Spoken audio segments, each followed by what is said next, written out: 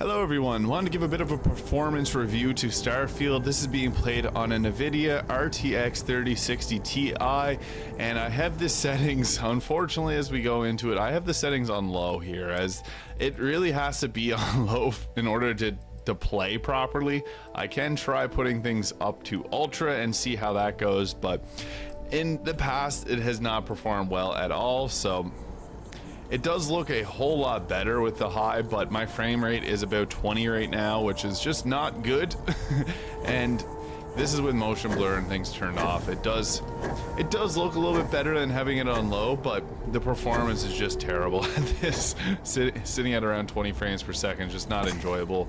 On a game that's next generation, you'd think it'd be a little bit better, but I'm gonna put things back down into low settings just to be able to talk a bit about it. So putting things back to low there, the models do look a lot less impressive, but we're still only hitting about 35 frames per second now, which is just, it doesn't feel good with an RTX 3060, which playing games that came out recently, also on Game Pass.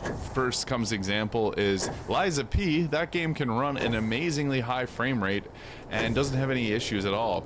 Here we're still sitting at around 27 frames per second. I have a little counter on, it's not shown on the screen here, but yeah, we're getting incredibly bad frame rate drops. This is in one of the main cities, to be fair, but I've had other areas where it lagged even worse. So yeah, sitting below 30 frames per second is pretty rough, especially on low graphics. And when they look like that, it just, I don't know what it is. The character models look a little bit freaky on this low graphics setting, but the frame rate drops are terrible as well. So it's unfortunate to see a game in this state, and if you have it on Xbox, I'm sure the performance is a lot better.